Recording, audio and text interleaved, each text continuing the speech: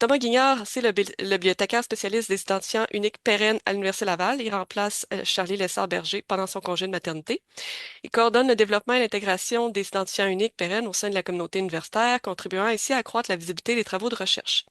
Fort de près de 20 ans d'expérience en bibliothèque et consortium universitaire et comme consultant indépendant, il a acquis une expertise reconnue en technologie de l'information appliquée aux bibliothèques.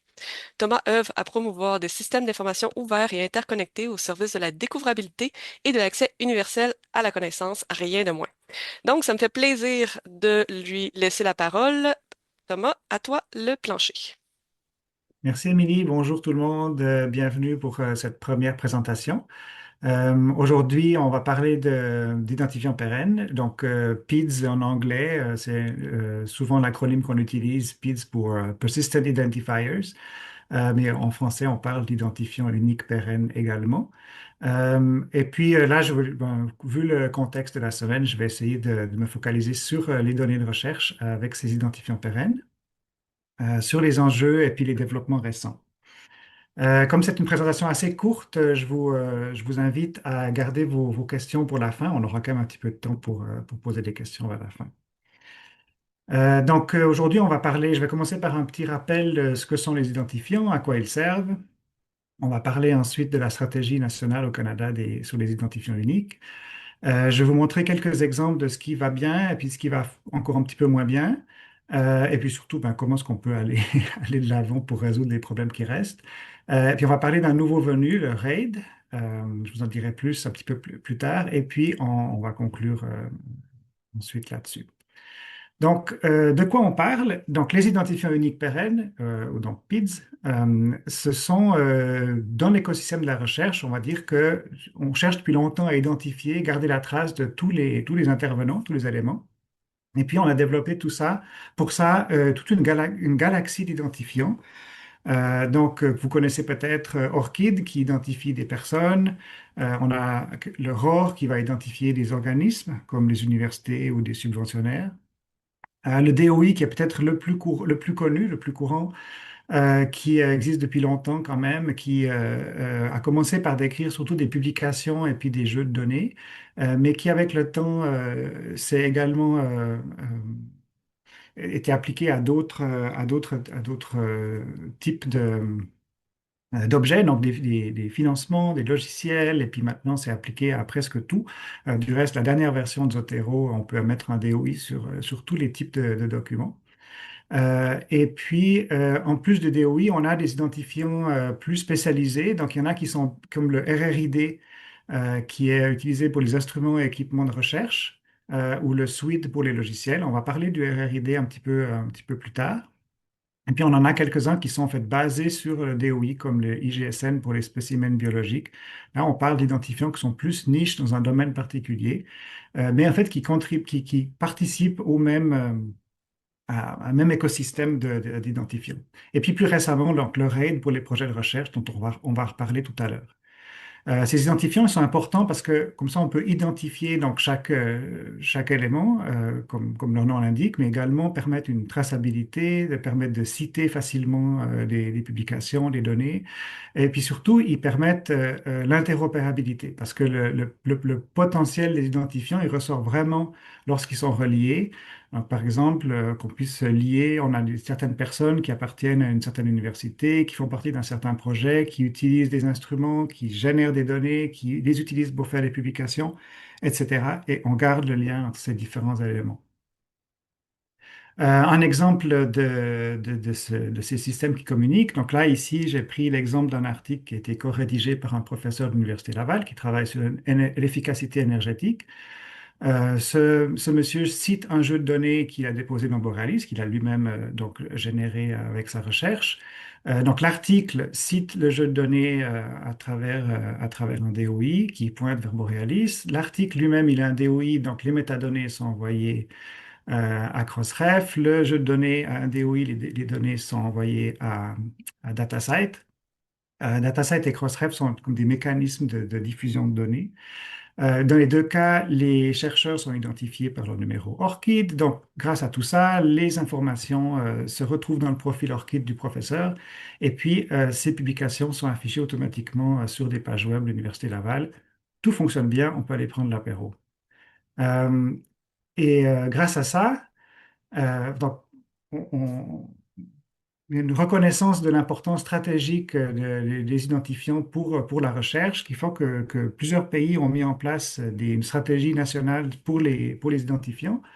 Au Canada, c'est mené par le RCDR et l'Alliance numérique, qui emboîtent le pas à d'autres pays. Il y en a également en France, en Allemagne, en Australie, etc. Je voulais mentionner la stratégie nationale, notamment si on regarde les principes de cette stratégie, on retrouve l'importance des données ouvertes et d'un effort collectif, donc mené par la communauté. Pourquoi c'est important?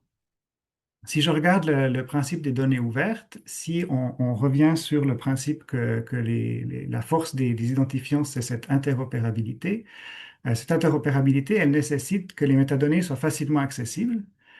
Et pour que ces métadonnées soient facilement accessibles, ben, ça aide d'avoir des systèmes ouverts. Donc, des API. Les API, c'est comme un système informatique pour échanger des données qui sont ouvertes avec des licences permissives qui permettent de réutiliser ces données, avoir un accès pérenne. On n'a pas le risque qu'un système se ferme et que les données disparaissent.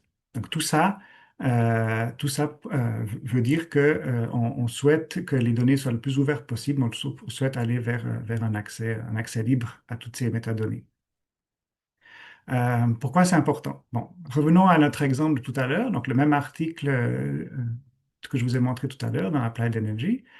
Euh, donc, comme j'ai dit, l'article il est associé dans DOI et lorsque un article est associé à un DOI, les métadonnées sont transmises à un résolveur. En l'occurrence, c'est un résolveur qui s'appelle Crossref. Puis là, je vous ai juste mis un extrait de ces données. Et je vous attire votre attention sur le fait que, donc même si j'ai mis un extrait, j'ai pas caché certaines données cruciales que Elsevier, en l'occurrence, omet d'envoyer à Crossref, notamment l'affiliation, c'est-à-dire l'indication comme quoi ce professeur Louis Gosselin est lié à l'Université Laval, et puis surtout ce jeu de données liées qui devrait être dans l'objet relation, et on voit ici qu'il est vide. Donc, vous me direz, bon, j'ai pris un exemple au hasard, mais en fait, il y a une certaine systématique, malheureusement. Donc là, je vous montre le résultat d'une analyse qui a été publiée l'année passée. Ce sont des analyses des publications dans la base Crossref, justement. Vous avez en vertical le nombre d'articles versus en horizontal le pourcentage d'affiliation des auteurs. Et puis on voit que nos amis, enfin Elsevier et Springer en l'occurrence, en fait, ont beaucoup d'articles dans Crossref, c'est normal sur des grands éditeurs, mais aucun d'entre eux ne contiennent les affiliations.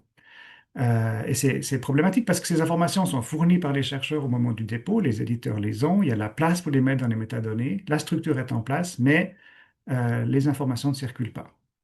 Pourquoi? Bon, peut-être que c'est lié au fait qu'Elsevier vend une base de données qui s'appelle Scopus, je ne sais pas.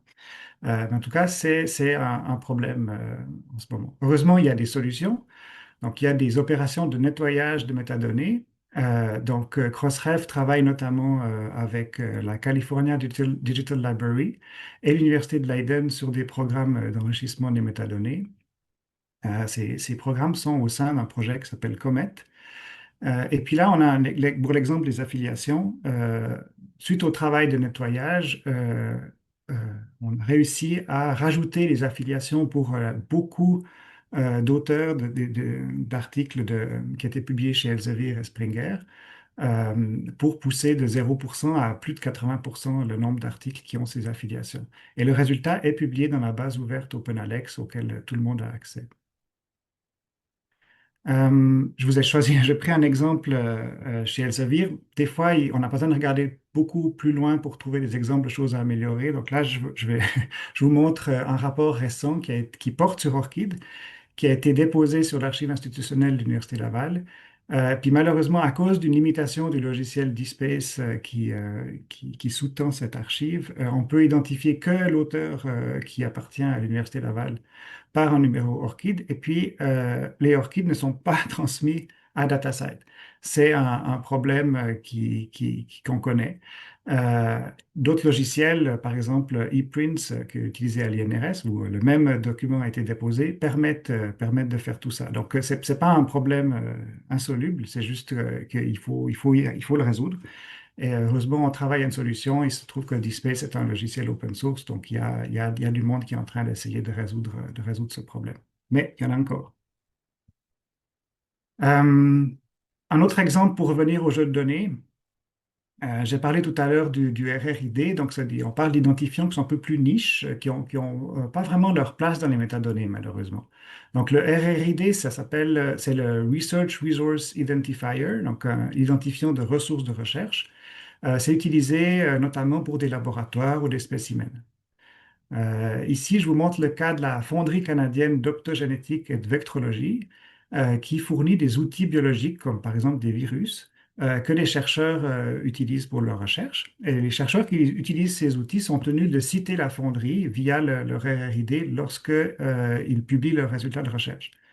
Malheureusement, il n'y a pas d'endroit qui est prévu dans les formats de métadonnées de soumission d'articles de recherche pour mettre le RRID. Donc, souvent, c'est cité simplement en texte libre dans les documents et souvent, c'est dans la méthodologie. Et le problème avec la méthodologie, c'est que les documents de méthodologie, souvent, sont cités dans les documents supplémentaires, donc pas dans le corps même de l'article. Et il se trouve que certaines bases, comme Web of Science, n'indexent pas ces documents supplémentaires. Donc là, on a un problème de document qui n'est pas forcément en accès libre. Bon, ici, c'était bronze, donc avec un embargo, et qui ne sont pas indexés par les bases commerciales. Donc cette information, elle est pas disponible. Euh, à l'inverse, là, on a un document qui était en libre accès Gold et qui a été qui est donc indexé en plein texte dans OpenAlex.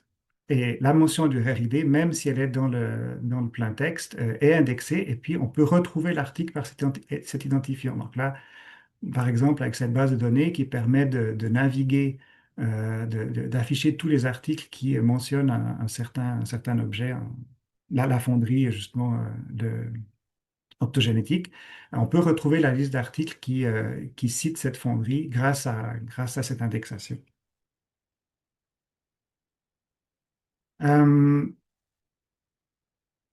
une piste de solution pour connecter, pour boucher ces trous de connexion qui manquent, c'est le Research Activity Identifier, donc le RAID, identifiant d'activité de recherche, qui lui vise à identifier, comme son nom l'indique, une activité de recherche. Ça va être, en gros, souvent des projets ou des campagnes de collection de données ou des expériences, etc. Et puis, la différence, c'est que là, on parle d'identifier une activité plutôt que les autres identifiants identifient plutôt des acteurs ou des objets. Donc, acteurs avec ORCID ou Aurore ou les objets avec le DOI. Euh, le RAID, c'est comme une boîte. C'est une boîte qui a son propre identifiant, puis qui réunit d'autres identifiants. Donc, dans un RAID, on a déjà quelques métadonnées qui expliquent qu'est-ce que c'est que ce projet. Il y a un titre, une date de début, date de fin, une description.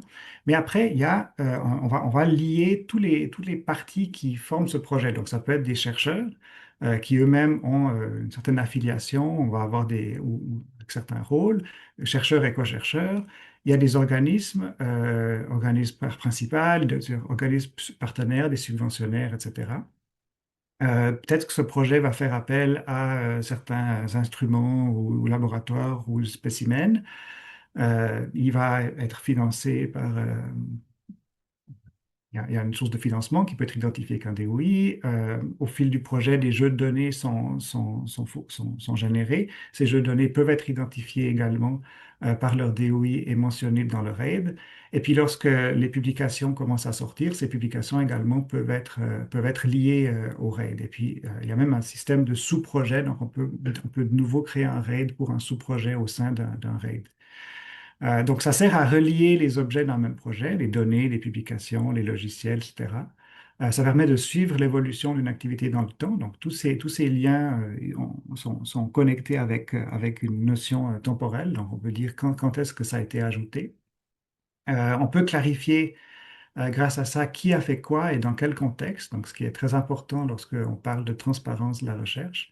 Et puis, ça évite les silos, donc les problèmes qu'on a vus tout à l'heure de données qui ne communiquent pas euh, entre dépôts, institutions, organismes subventionnaires, etc.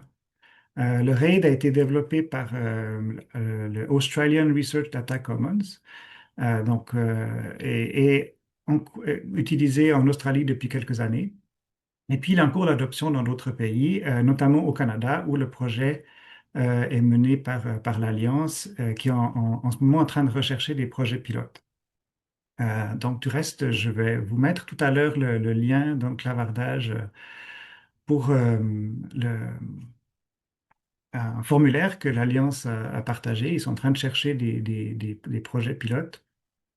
Donc, l'Alliance a implémenté le RAID. Ils ont lancé ça l'année passée. Cette année, ils cherchent des projets pour utiliser le RAID et ils visent une production en 2027-2028. Voilà. J'arrive plus ou moins à la fin. Donc, dont j'ai parlé aujourd'hui rapidement, donc j'ai identifié les acteurs et les éléments de recherche. Donc, cette identification, pardon, se fait avec les PIDs. Ça fonctionne bien. L'infrastructure est quand même solide pour disséminer l'information. Ça reste important d'associer les identifiants dès la création d'un jeu de données, par exemple, s'assurer que les métadonnées sont publiques. Pourquoi c'est important? Parce que c'est utilisé pour relier les objets entre eux. Comme on a vu, la partie n'est pas encore gagnée. Il reste des enjeux de qualité, de données manquantes, d'infrastructures logicielles. Euh, Cependant, vu qu'on va vers de plus en plus de données ouvertes et partagées, la communauté peut travailler à des solutions, on peut même nettoyer les données qui ont déjà été fournies. Donc, on dépend moins d'acteurs commerciaux et on est capable de résoudre les problèmes qui existent encore. Pour soutenir tout ça, on a des stratégies nationales et internationales de développement des identifiants. Et surtout du dialogue entre différents identifiants, notamment avec l'arrivée du RAID dont j'ai parlé. Et puis encore une fois, si vous participez à un projet qui vous pensez pourrait bénéficier de ce RAID, je vous invite à remplir le formulaire. Voilà, moi je vais copier tous les liens que j'ai mentionnés aujourd'hui dans le clavardage et puis on va pouvoir ouvrir la discussion si vous avez des questions.